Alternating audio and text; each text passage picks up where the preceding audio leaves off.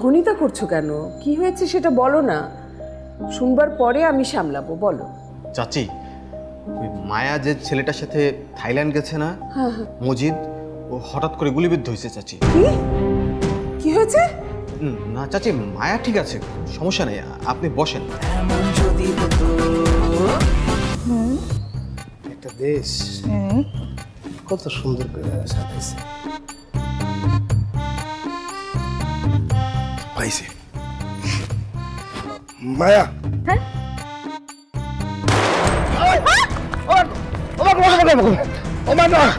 গুলি মারছে গুলি মারছে গুলি করছে গুলি করছে। আরে কেন আরে মায়া বলতে মায়া।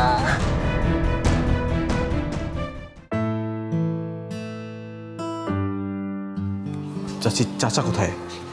তোমার চাচা তো ছাদে গাছে পানি দিচ্ছে। ও আচ্ছা, চাচি একটু পানি খাই।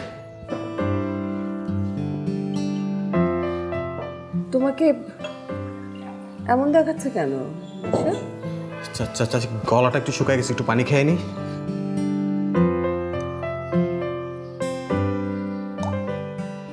কি হয়েছে, কোনো সমস্যা?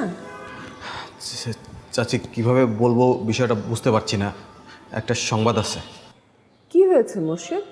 তুমি বলতে পারো আমাকে। চাচি, আমি জানি আপনি অনেক শক্ত মানুষ, বিষয়টা আপনি সামলে নিতে পারবেন। এত ভনিতা করছো কেন? কি হয়েছে সেটা বলো না, শুনবার পরে আমি সামলাবো। বলো।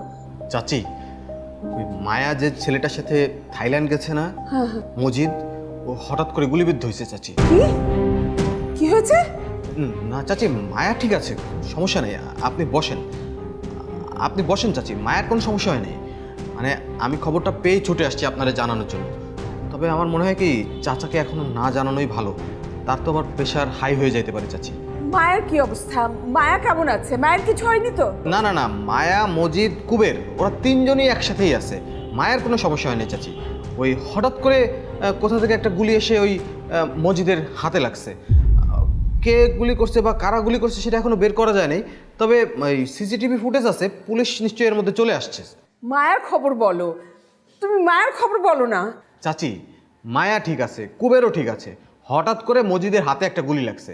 এরপরেই তো কুবের আমাকে ফোন দিয়ে জানাইলো বিষয়টা, আর বলছে যে আপনাকে জানাইতে আপনি যেন কোনো টেনশন না করেন। ছেলেমেয়েরা বিপদে পড়লে কোনো বাবা মা টেনশন না করে পারে?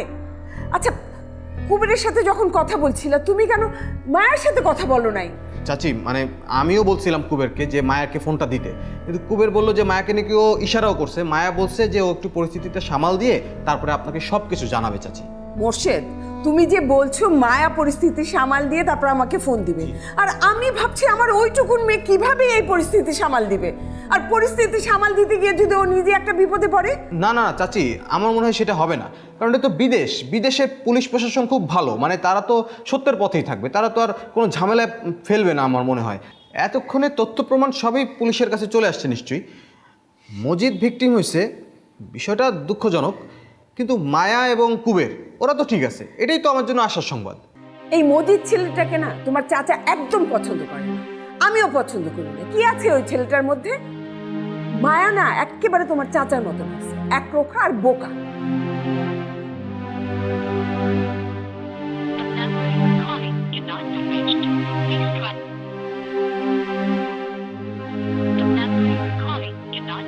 দেখেছো, একবারও ফোনটা ধরে না।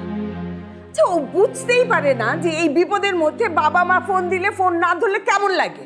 আমি বুঝতে পারছি না কুবের ওইখানে গিয়ে করেটা কি? ও তো একবার আমাকে কল দিতে পারে। চাচি, আমার মনে হয় কি, মানে ঝামেলার মধ্যে আছে তো এই কারণে আপনারা জানাইতে পারতেছে না, আমারই তো জানাইছে। আর একটা কাজ করি চাচি, শোনেন, আপনি এত টেনশন করেন না, আপাতত চাচারে কিছু জানানোর দরকার নেই। হ্যাঁ, আমি আবার যোগাযোগ করার চেষ্টা করতেছি, আমার সাথে কথা হলে আমি বলবো যে আপনার সাথে যোগাযোগ করতে। আমার এক বড় ভাই আছে, তার আবার থাইল্যান্ডে ভালো যোগাযোগ আছে, আমি তার সাথে একটু পরামর্শ করি বিষয়টা গিয়ে। আপনি থাকেন আপাতত, ঠিক আছে চাচি? আসসালামু আলাইকুম।